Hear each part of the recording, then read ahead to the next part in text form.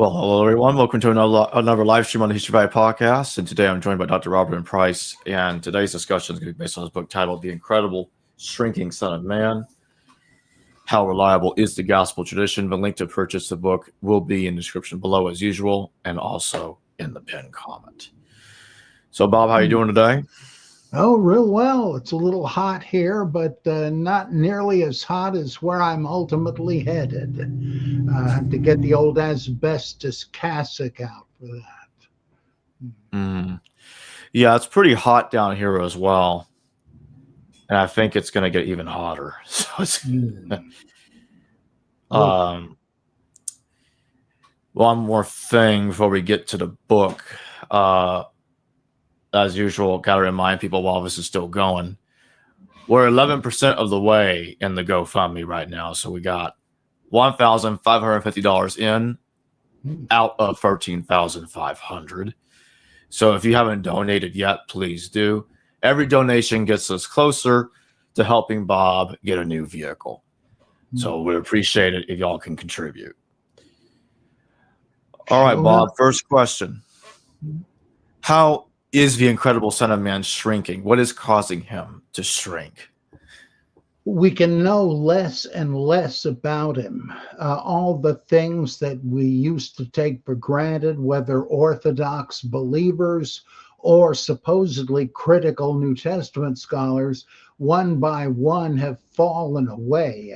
Either we now know they can't be true, or they're just guesswork, that they're conflicting probabilities to the point where toward the end of the book I raised the question now expected of me as to whether Jesus existed at all. And of course I tend toward the opinion that he didn't, though I'm not sure of it. I don't pretend that, oh yeah, we know it's true. No, we don't. That's the problem. Very little is knowable for sure on this topic, as is the case with the historical Buddha, the historical Moses, the historical Muhammad.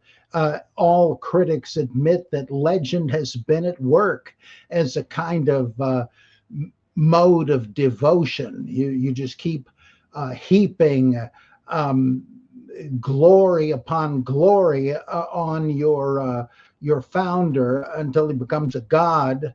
But then you can turn the mirror around and say, wait a minute, is there a founder? Because just about everything we know already appears to be mythic glorification.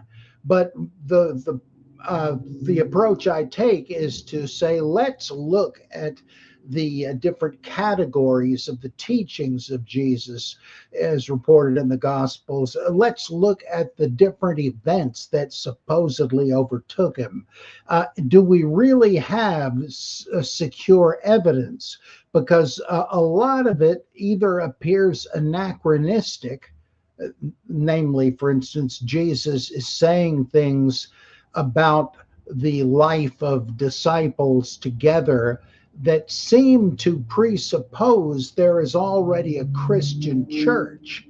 And given the narrative setting, there isn't, not yet. This is before Jesus is even crucified, virtually all the teaching. Or some of the things just seem to be out of historical sequence. Some of it is so close to similar stories everyone recognizes as pure mythology that you better have a good reason for saying that in this case it's historical truth. And I see no good reasons for that. And all of this, of course, is not the result of axe grinding on my part. I began this kind of study avidly reading evangelical apologists for the historical accuracy of the gospel, the provability of the resurrection, etc. And bit by bit, I was surprised and dismayed to find out how insecure all of it was, to the point of it being, well, what a lot of fundamentalists say anyway, the product of a leap of faith. not a sober conclusion of historical reasoning. So the Son of Man keeps shrinking almost to the vanishing point. What about the 12 disciples? I take it they're of no help here. No, we don't even know who they were. There are different lists in the Gospels and Acts, but they don't agree. And harmonists have tried to say, oh, well, Nathaniel and Bartholomew, one's in John, one's in the Synoptics. They must be the same guy. Or what's the deal with Matthew? In Mark's Gospel, Matthew, a disciple, and Levi, a repentant tax collector, appear to be different individuals. But Matthew fuses them into one. And this is supposed to be the disciple who wrote this gospel, and so on down the line. Now, what do we know about any of these people? Well, we have loads of apocryphal material about them, their missionary journeys, their adventures, the dangers they were in, finally, their martyrdoms. But these books were written in the 2nd and 3rd century and are obviously fanciful, almost like medieval saints' legends. And they just can't be taken seriously. So you're reduced to what you have in the Gospels and Acts, and that is nearly nothing. Peter is the only one that even approaches being a character in the Gospels.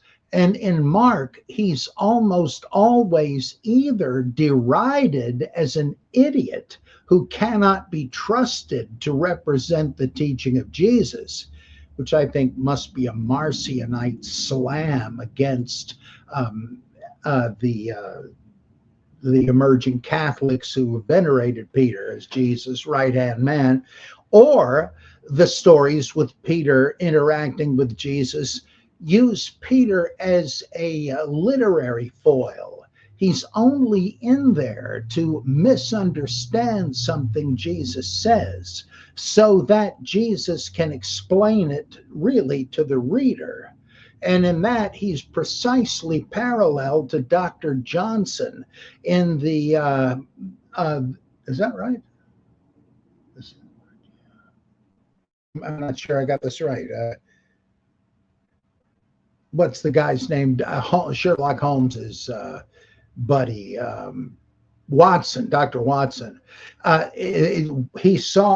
Holmes solves the case with logic unsuspected by the reader. What? How did Holmes come up with that? So in order to solve the mystery for the reader, Arthur Conan Doyle had Dr. Watson voice the question. I say, Holmes, how did you deduce that little Sally was the Shropshire slasher? Why, elementary, my dear Watson, so-and-so, so-and-so. That's it. I mean, he's just there as a straight man. And what else do we know about him? Really, nothing much. Well, of course, there's the infamous thing where he denies Jesus. Jesus? Jesus who? Never heard of the guy. And the cock crows. Alfred Loisy already suspected that this was a slander aimed at the figurehead of the Catholics by the Marcionites, and vice versa.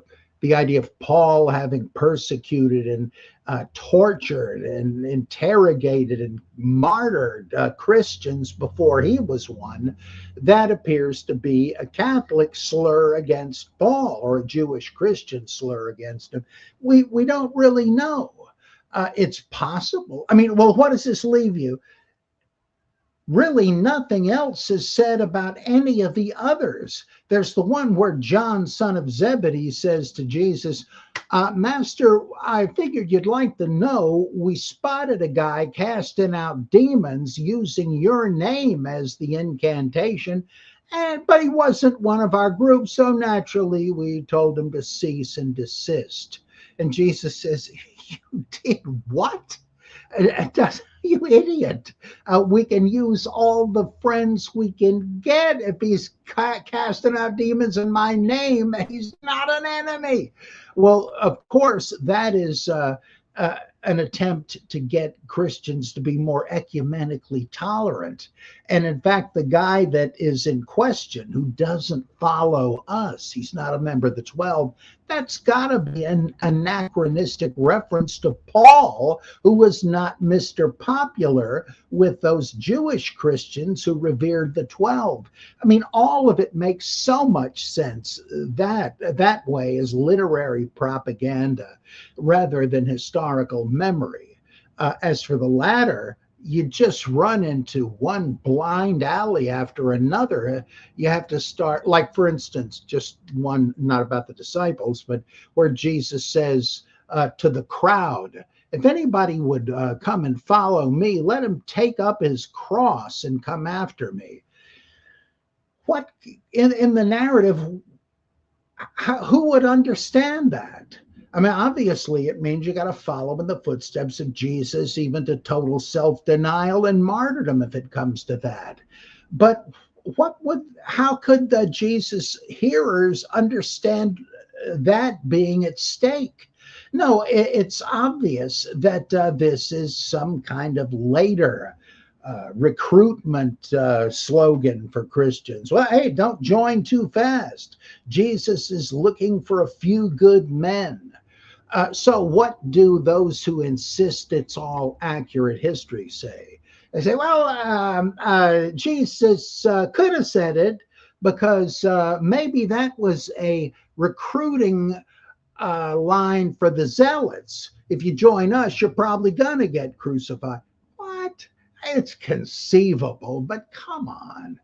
You just have to come up with these remotely possible, very improbable historically, these ideas. Or Jesus is saying, well, you better be ready for persecution. Well, given the point at the story that in which this is said, persecution? Jesus was a popular sage at the time. Who's persecuting him? Oh, well, of course, it's written with later Christian persecution in mind, and so on and so on. It just, we don't really know anything about them, the disciples. And Robert Eisenman suggests that it may be that what you have here is a kind of literary doubling of the same but fewer characters that appear in, I think it's Mark chapter 6, where Jesus goes to his home synagogue, and they say, isn't this the kid that grew up here? Aren't his brothers James, Joses, Judas, and Simon, and his sisters, aren't they here with us? That's the guy, right? Well, these people apparently, like, why are they even named there? Right. Well, probably because they're an alternate list of authority figures for a different faction of Jewish Christians who didn't like the 12, but did like these people. Not to rabbit trail off too much, but you have exactly the same split in Islam, right? After Muhammad died, they had to decide, well, who's going to run the thing now? And so there was a division between those who followed the companions, Abu Bakr, Uthman, Umar, and eventually Ali. These were the early disciples of Muhammad.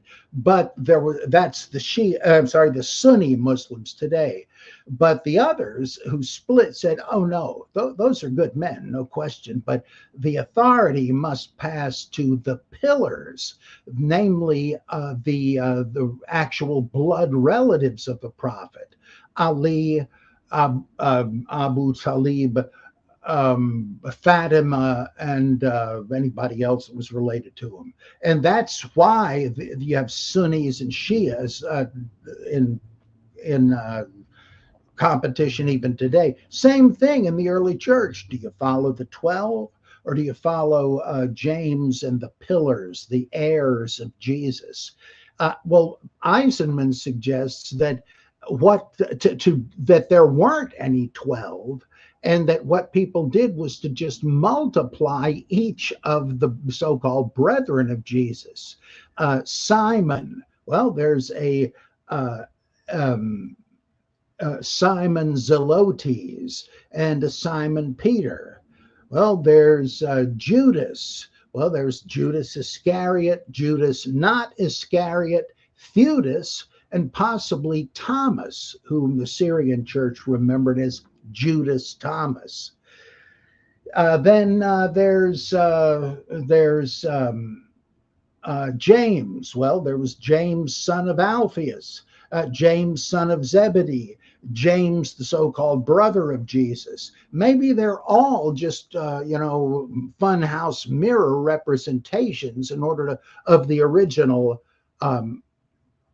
pillars, the relatives of Jesus, so-called, and that people just multiplied them into the 12 so they'd have 12 tribal patriarchs, so to speak. Who knows?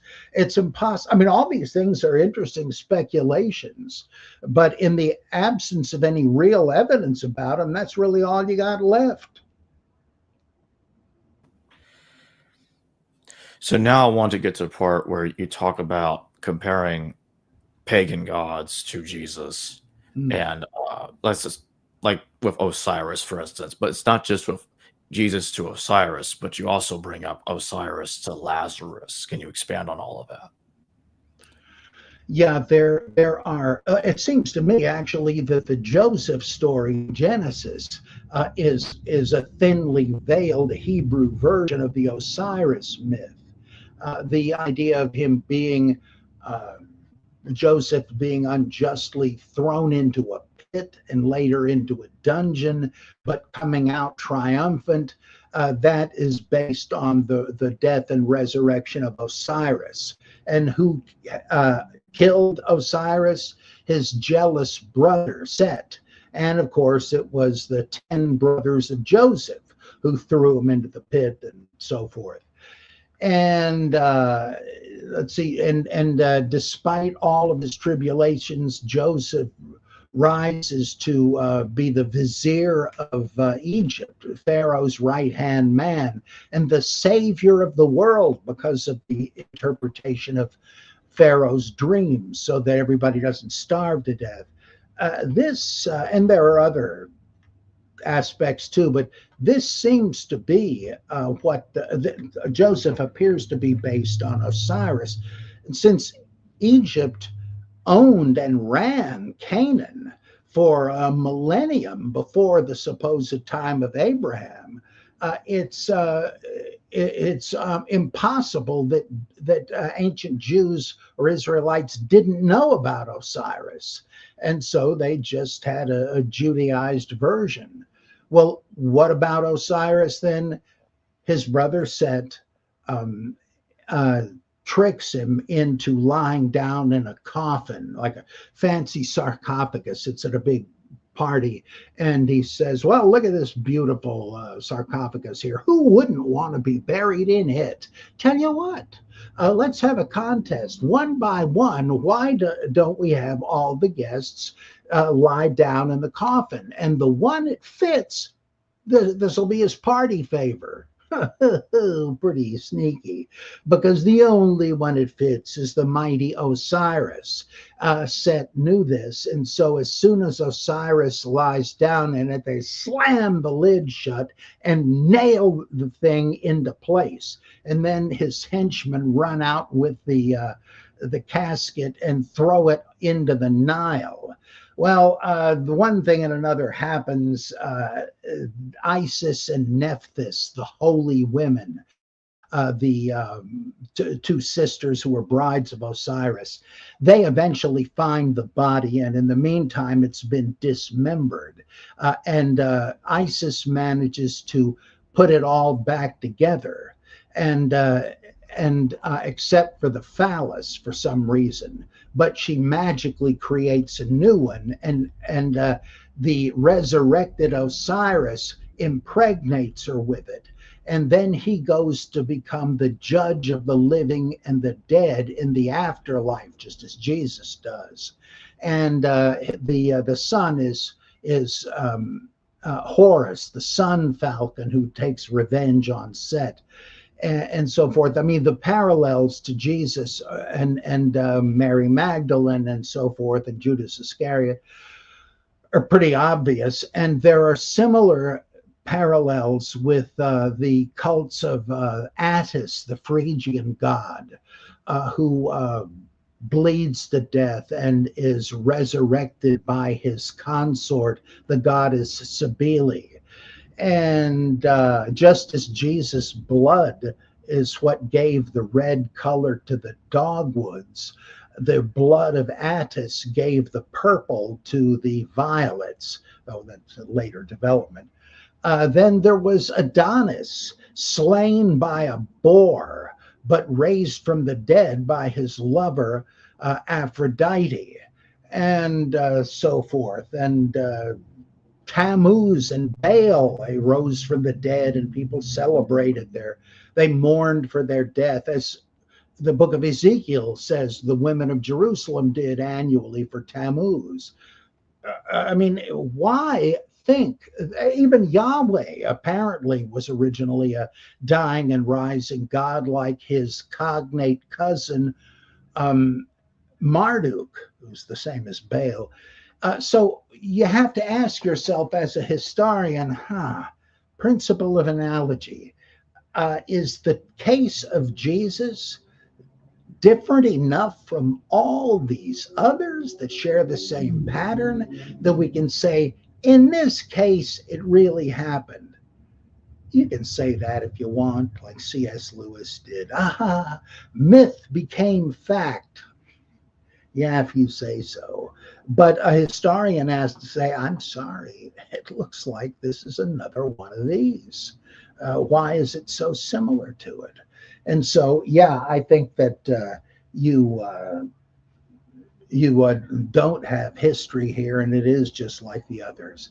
And there was a P.S. to this question. I forget what it was. Well, my question was about Osiris paralleling both Jesus and Lazarus. Oh, Lazarus, yes. As Randall Helms pointed out, Lazarus, though it is an Aramaic version of the Hebrew name Eleazar, it also looks like it may be a Hebrew version of El Osiris, the god Osiris, and in fact Lazarus, presumably a different one. There's the parable Lazarus, and then the friend of Jesus and Mary and Martha, Lazarus of Bethany. Well, Bethany is another name for Beit Anu, the house of Anu, which was also Heliopolis, because in all forms it means the house of the sun, Heliopolis, Egypt. And so that's yet another link that's kind of subterranean, but pretty easy to dig out. And so even there, or what about Lazarus in the parable? What does he want? He wants to be given a furlough from hell so he can return from the dead temporarily to tell his brothers, hey, look, you're not going to believe what happened to me. Here it is. And the same thing's going to happen to you unless you repent. And then, amazingly, Father Abraham says, pal, you are kidding yourself. They already know what they ought to do. They have the scriptures, don't they? And Lazarus, the rich man, I'm sorry, not Lazarus, he's there, hugging Abraham. The rich man says, oh, yeah, I know they have the scriptures, but I know these guys, they're not going to take that seriously, but they would have to take it seriously if a guy like Lazarus came back from the dead, tell him. And that's when Abraham says, you're kidding yourself. If they don't take the scripture seriously, they're going to find some way of rationalizing Lazarus returning from the dead. That seems to be a kind of a comment on like what Paul says in Acts, written by the same author, Luke, where he's standing before the Sanhedrin and he says, "Why is it considered impossible among you that a man should rise from the dead?" That's like a reference back to the rich man's brothers laughing it off if Lazarus were to come back from the dead, which he's not going to bother to do. So yeah, there is an interesting thing with Lazarus in there. It kind of evolved in different directions. What is the link between the Pharisees and Zoroastrianism? The Pharisees and what? The Zoroastrian religion. Oh yeah, yeah. From what we know, the religion of Israel did not contain some of the most important features that pop up in Judaism following the exile and the return of the priests and so forth from the Persian Empire, where they would surely have known the state religion of Zoroastrianism. And when they got back, we're told in Ezra and Nehemiah that the people of the land offered to help them rebuild the temple, but they said, no thanks. And there was this strife between the two groups. Well, it looks like, and this is not just my theory, that the people of the land, as they called them, whose ancestors had never gone away into the exile, they had more like the traditional view. They didn't believe in angels, but boy, did the Zoroastrians have loads of angels. They didn't believe in a resurrection unto judgment or life at the end of the age, but boy, did the Zoroastrians believe in it. They didn't have a supernatural cosmic redeemer to come and raise the dead, but the Zoroastrians did. And they didn't have an evil anti-god like the Zoroastrians did. They're Ehrman, the opposite number to Ahura Mazda, the righteous god.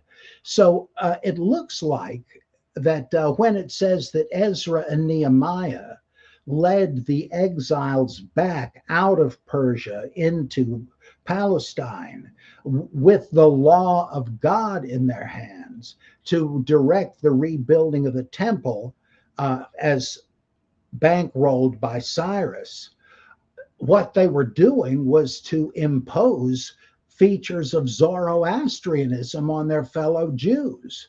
In fact, this percolated even beyond that. Some rabbis said, where do we put Zoroaster? He's got to fit in somewhere. And so they said, how about Baruch, the scribe of Jeremiah? I bet that's another name for Zoroaster, sure.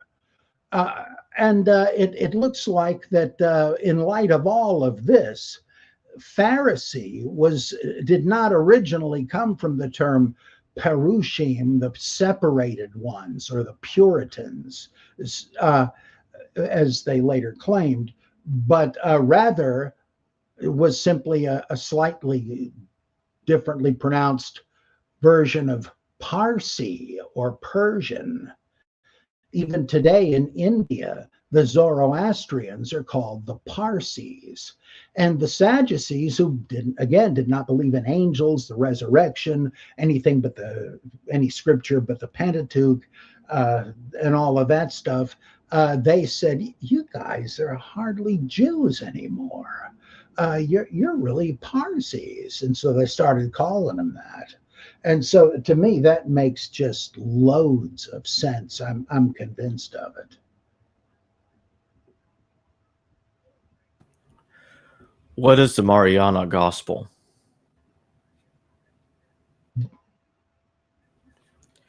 You have a whole chapter the Mariana Gospel in Mahayana, in my book.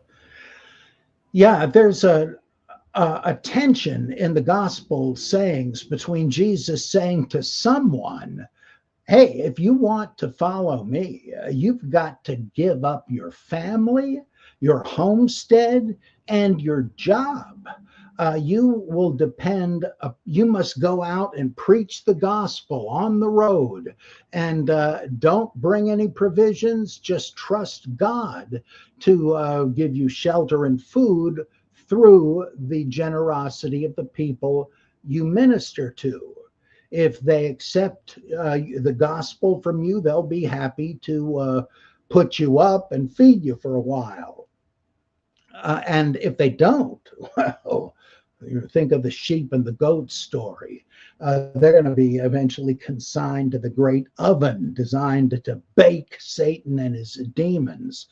You don't want to be there. So, folks, you'd better support my missionaries. Okay, that brings up the other pole of this. Was Jesus telling everybody that would be a Christian, as we might say anachronistically, that they had to give up everything? Or was that just for a select group? Well, it seems like the gospel writers assumed that, yes, it was for just the few good men. It's like the people in Matthew chapter 10 and the parallel chapters in Mark and Luke, where he sends the disciples out and gives them all of these rules to follow, like no provisions, live off the generosity of those who listen to you. If somebody slams a door in your face, pronounce judgment and get out of there. Yeah, he must have had in mind these itinerant preachers and missionaries. They couldn't have possessions, or they'd never be able to do their job. Well, now, what about the others, like Lazarus, Mary and Martha of Bethany, Nicodemus, Joseph of Arimathea, and so on? Well, Jesus apparently is not pictured as telling them, look, you've got to liquidate all your wealth and give it to the poor. No, it was enough that they be charitable toward people like him, because he's one of the itinerant preachers. And so it seems to me that almost perfectly mirrors the two levels in Buddhism, especially Mahayana Buddhism, but really both of them. Don't want to get into other differences, but not all Buddhists, obviously, are monks or nuns, but the ones who are, they have to spend all day meditating and so forth. But they got to eat, so they go out sort of trick or treating, begging for alms, door to door. And the Buddhist laity are quite happy to feed them, because that's good karma. Well, for what? I mean, they're accumulating more karmic brownie points, so that in their next incarnation they may be born as someone who is spiritual enough to become a monk or a nun. But as a regular old mundane householder, work, with a 9-to-5 job, you just can't sufficiently keep your mind on the whole thing, the meditation and so forth. And they understand that. But you got the two levels, right? The two strata.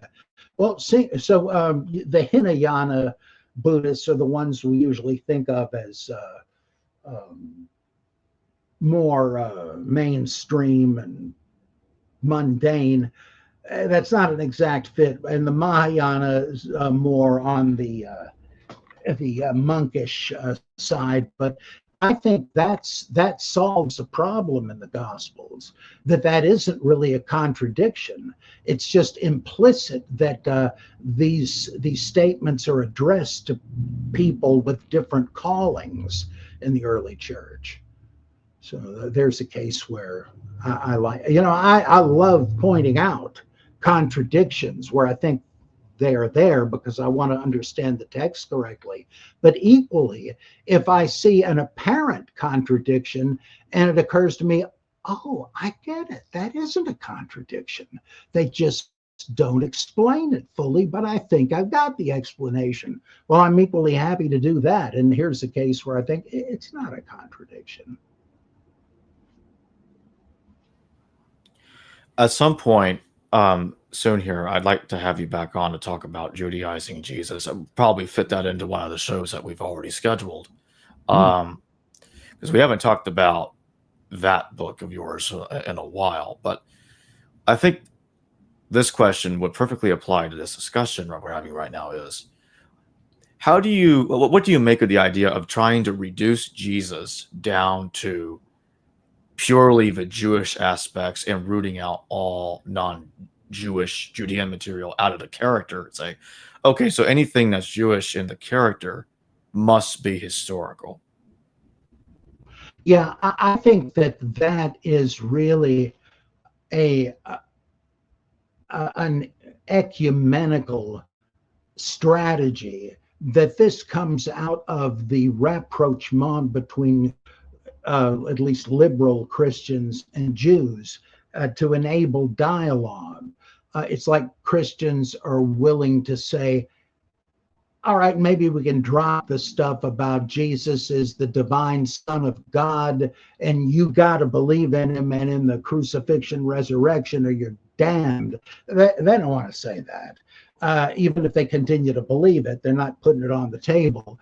So what they try to do is to say, you Jews wouldn't really find Jesus offensive if he was simply a kind of reformed Jew a couple of thousand years earlier, or if he was like one of the moralistic prophets like Amos or Micah or Isaiah, with a heavy emphasis on ethics as opposed to ritual. I mean, that's a good Jewish tradition, right? Well, if we emphasize that to the exclusion of the dogma that you obviously don't buy and can't buy, I bet we could get along real well. Well, I like nothing better than seeing Jews and Christians get along well.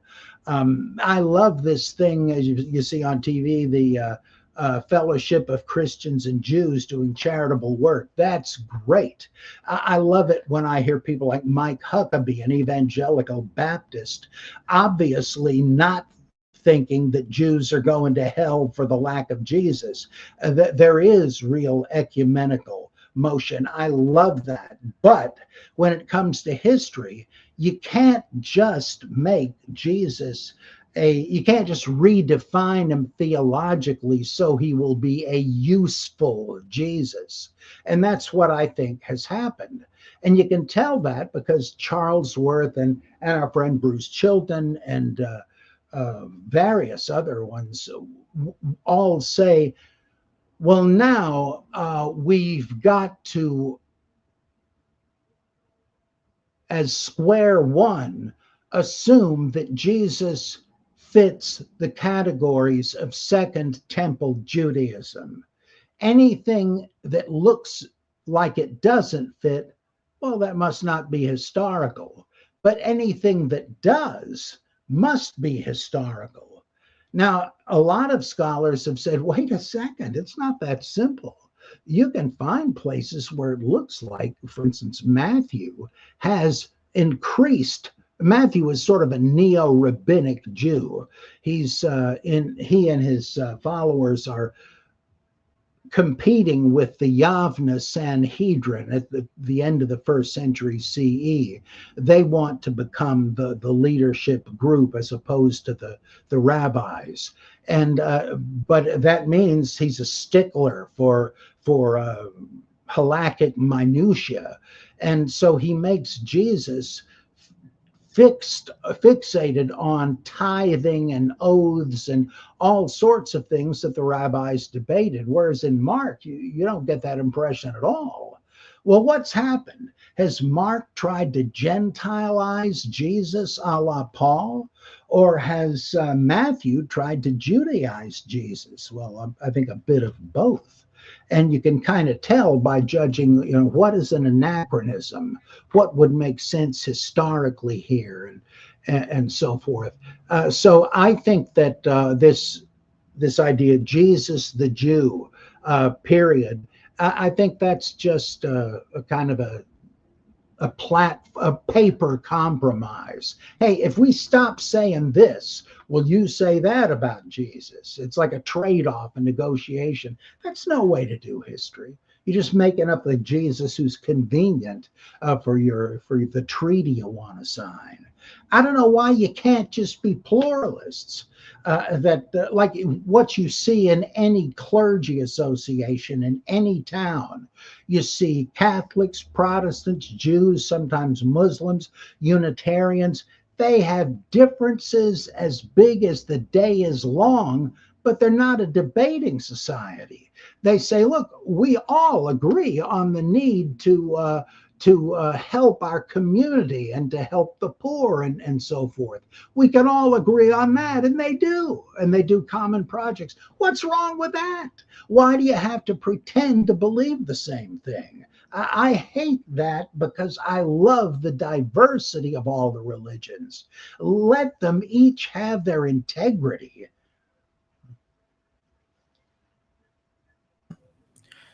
So now I want to ask you about the part of the book where you discuss filling in the blanks of Jesus's childhood and stuff that's connected with that.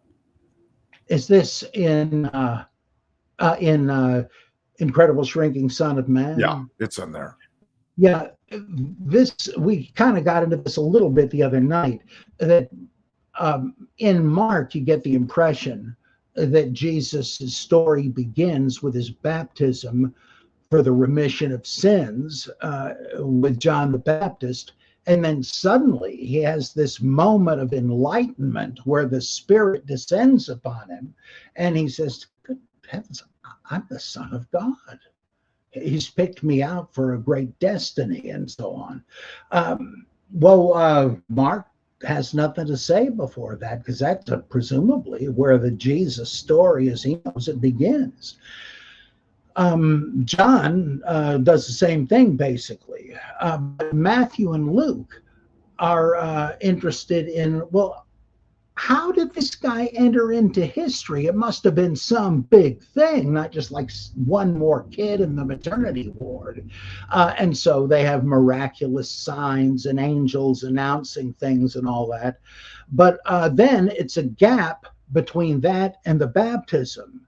But Luke begins to just slightly fill it in. At 12 years of age, Jesus goes to Jerusalem for the Passover with Mary and Joseph. And he doesn't stick with them. He's going around. They think he's visiting relatives or whatever in the caravan to go back home when it's over. They're not keeping much of an eye on him, right? But he's, and so they say, hey, have you seen the kid lately? No, I thought he was with you. Oh no. Anybody seen Jesus? Oh my gosh. Well, you just go on back to Nazareth. We're going to retrace our steps. So they're looking all over, high and low in Jerusalem. They're going to the video arcade, the comic book store, and one thing and another. Where is he? Where would he be? And finally, probably to pray to find him, they go to the temple. Son of a gun, there he is, debating with the scribes as if he were one of them. You know, I think you're wrong about this application of the Sabbath law. Yes, well, tell us, young man, what do you think? And they just barge in, Mary and Joseph. Son, what are you doing? We were going crazy looking for you. How can you do this to us? And Jesus says, why did you have to scour the city? Where else would I be? If you wanted to find me, why didn't you come straight here?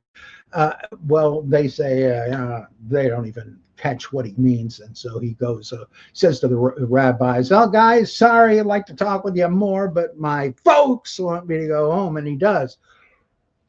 Note the gist of this. Jesus is already an adult and has the wisdom of the Messiah. But he has to put up obediently with these idiot mortals he's stuck with. Well, there are several stories like that in the infancy Gospel of Thomas. I mentioned a couple the other day. Jesus kid runs into Jesus on the playground. Jesus strikes him dead. And there's another one where he's playing on a second story window. His friend falls out the window. The kid's parents accuse Jesus of pushing him, and Jesus says, "I did not." He says, "I'll prove it to you." And he raises the kid from the dead. And he says, "Yeah, I wasn't Jesus. I was just clumsy." And or that Joseph is working on a throne for a king in his carpenter shop, but the idiot cannot get the legs of the chair equal. And Jesus says, "Move aside, Dad." Jesus the kid, right? And he just miraculously lengthens the legs. Oh boy, that's great. What a son. Or various other ones. Then you start noticing you've got stuff like this in the Gospel of John, right? Jesus is with his mom at a wedding reception. The editor is stuck in the disciples. They were there too, but they don't really play any role because this must have been about young Jesus. And he's petulant. He's impatient with his mother, right? Somebody comes up to Mary, I guess the master of ceremonies, and says, "Ma'am, you got any ideas? We're out of wine. I thought we had enough, but I guess they've really been getting soused." And so she turns to Jesus and says, "Well, you heard that. They're out of wine. What are you going to do about it?" And Jesus says, "What is that? That's none of my business. What are you bothering me for, woman?" And it's like he's Superboy and she is Ma Kent. And she says to the guy, "Don't listen to him. He'll take care of it. Just do whatever he tells you." And Jesus says, "All right. You see those ceremonial water jars over there? Fill them up with water and then taste some of the water once you've done it." Okay. And he does. And it's not water, it's white wine. And so he doesn't understand what's happened, and he takes some to the bridegroom and said, "What do you think of this?" And he said, "You've saved the best wine until now. That little old winemaker Jesus, he gives in to his impertinent mother." Or how about this one, the fig tree, where Jesus is hungry and he sees a fig tree in the distance that has buds on it, which people could pick and eat even before the figs came up. But he gets over there and he says, "There's nothing on these branches. How dare you, Mr. Tree?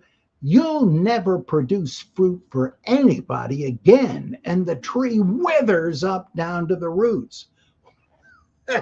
What, he's blaming the tree?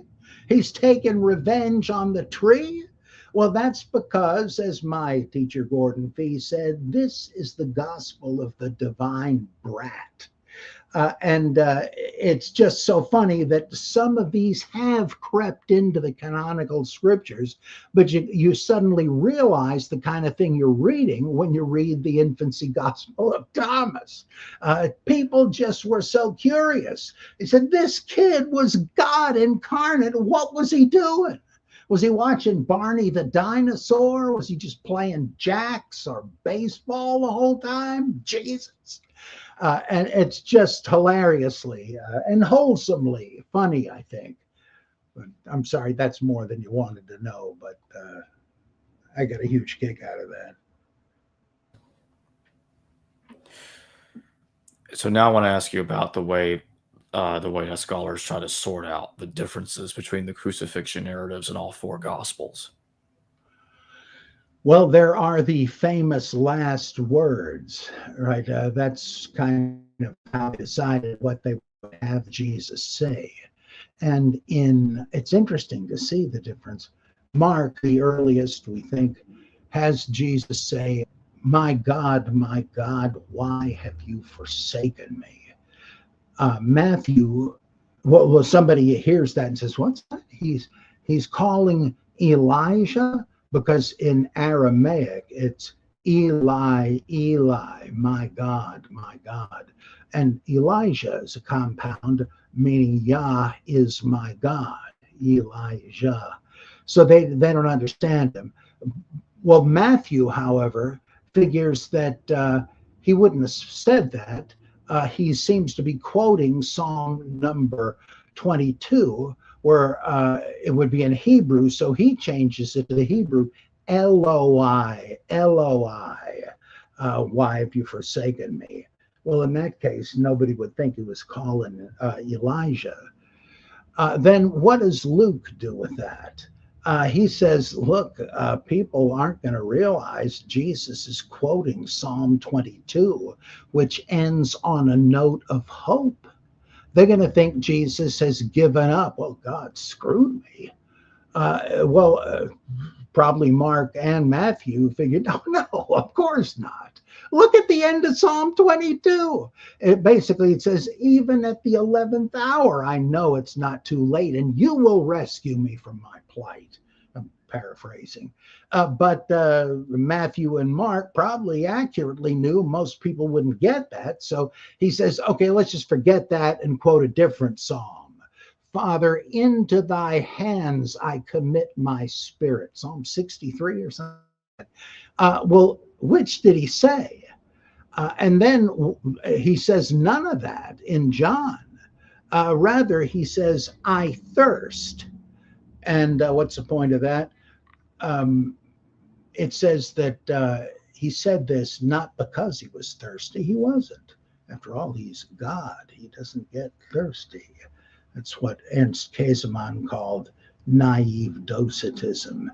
But the evangelist says he had to say this to fulfill scripture, because it's in one of the Psalms. It's like Psalm 22 again, that my tongue cleaves to the roof of my mouth. I'm parched. So he says, well, Jesus has to fulfill scripture, so let's make it this one.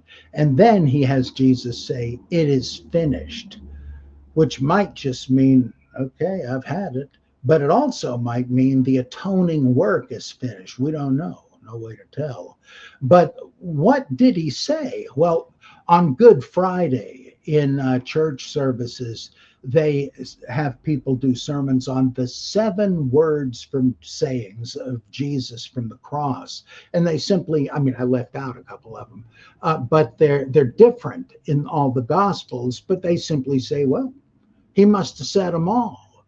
So Jesus was quite the chatterbox up on the cross.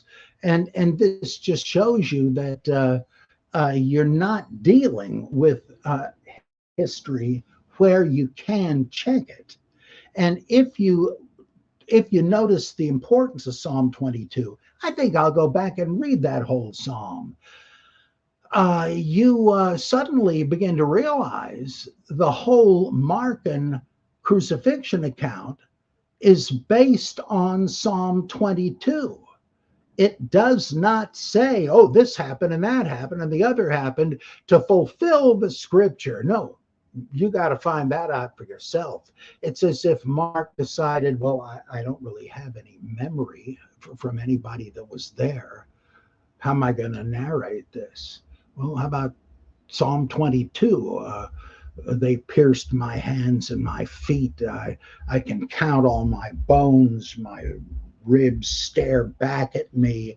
They wag their heads and mock me. And all these things reappear in Mark 15. And so you begin to wonder, well, where did they get this? There's no passion narrative in the epistles. It says that he was crucified, or simply that he died and rose. But there's nothing about the details of it. And my guess is that's because either nobody had remembered it, which seems highly unlikely, or it's because it didn't happen, not on earth at any rate.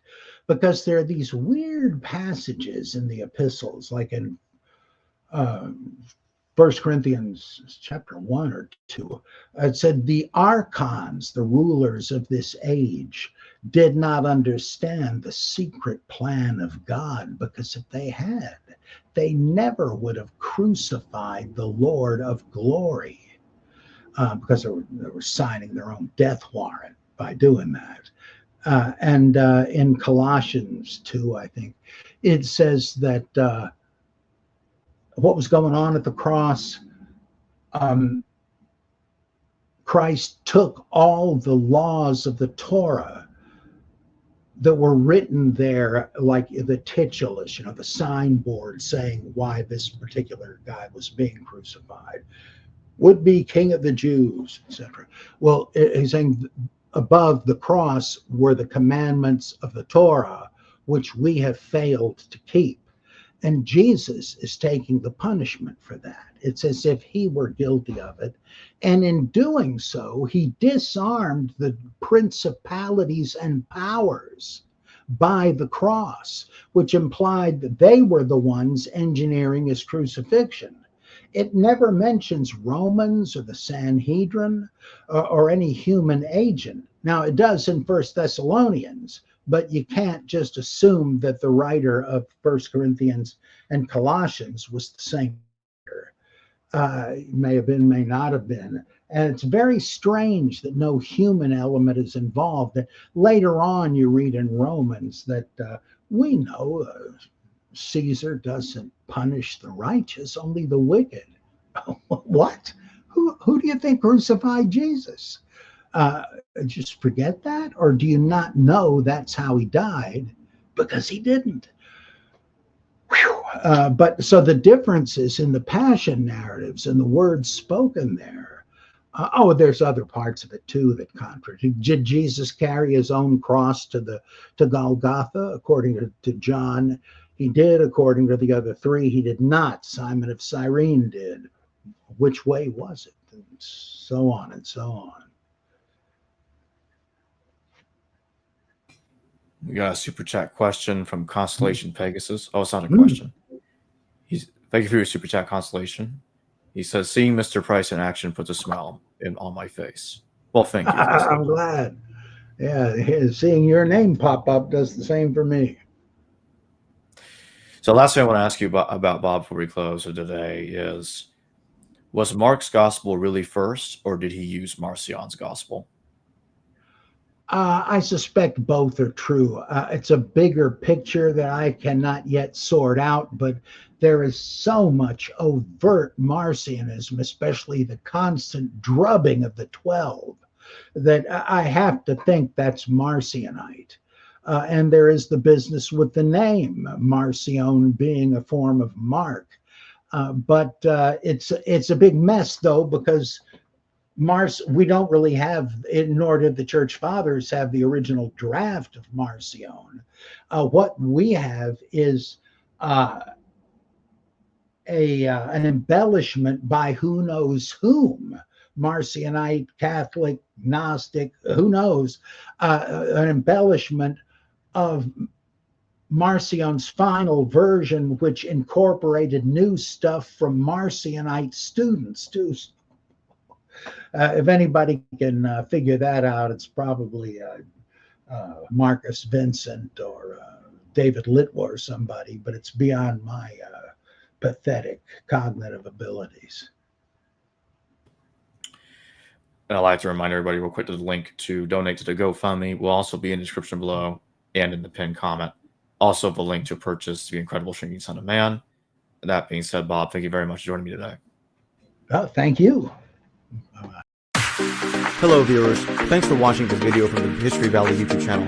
Please don't forget to subscribe and hit the notification bell. And if any of you wish to further support this channel, please consider checking out this channel's Patreon page and becoming a patron.